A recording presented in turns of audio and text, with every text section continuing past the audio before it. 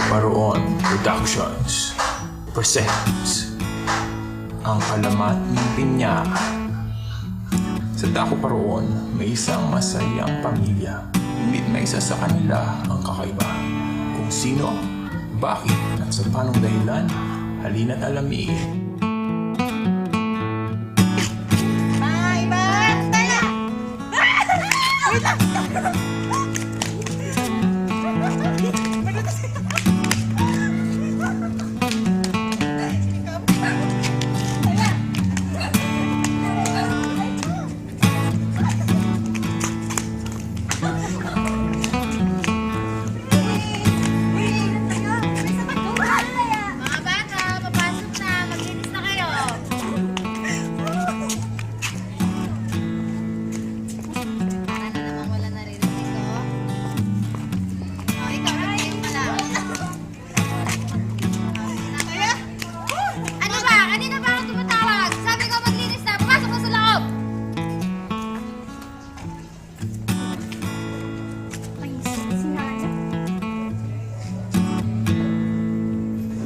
Ano ba yan si nanay? Nakakainis naman. Lalaro pa eh. Linis na naman ang bahay. Ano, trabaho?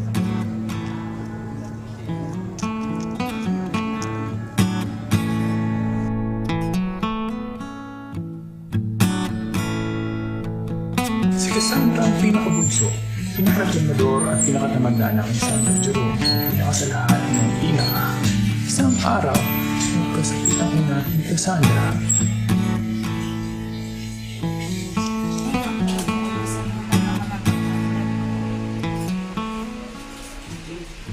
Mahal? Mahal, pengi akong tubig.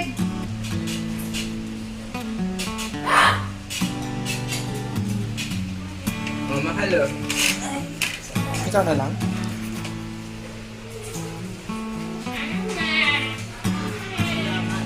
Pahinga ka na ulit. Sige. Mga anak na yata. Wala pa yan.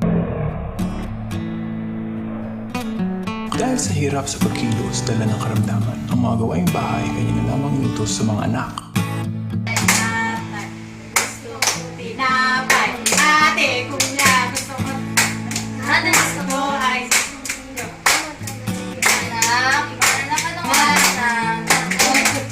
1, 2, 3, 1, 2, 3, card. Card. Ano nga na sila? 550 po, Nay. Magsasaing. Ayaw ka na. Sa nanay. Kat, magigib ka na. Arian. Hindi po nanay. Magwalis ka dyan sa kusina. Ikaw, Cassandra, magwalis ka sa labas.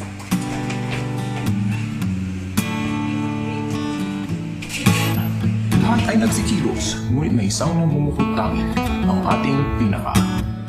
Hindi tayong walis. Anak, nandyan lang yan. Hanapin mo. Ano ba yan? Hindi ko nga makita eh. Hanapin mo nga. Wala ka pang mata.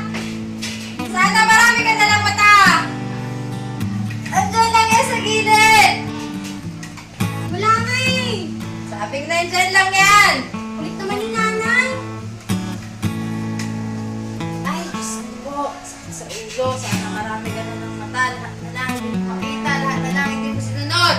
Dala ng pangyayari, di napigilan ng ina na mapagsabihan ng musong anak na pahiling ito ng di sinasadya o sa katamaran ng anak. Gawa ng pangyayari, bigla-biglang laho ang anak na walang anumang kasabi. Nang maging maayos ang pakiramdam ng ina, muli na itong kumilos na nagtrabaho sa bahay. Isang hapon, naisipan ng ina na magwalis-walis sa kailang bakuran.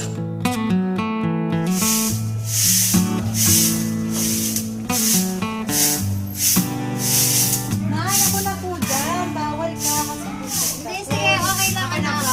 Pumasok ka na sa loob. Hindi po ako nanay. Sige na. Ikaw na lang Sige na. pumasok. Pumasok ka na. Sige na. Pumasok ka na sa loob. Magsaing ka na lang. Lakad. Sige po. Ay, naku. Saan na kaya ang anak ko si Cassandra? Ilaw lang nawawala. Ilang araw lang nawawala. Sana naman wala nangyari sa mga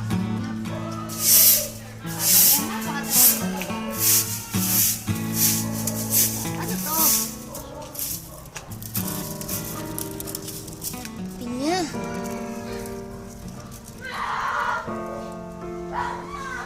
Sobrang ang dami niyang mata.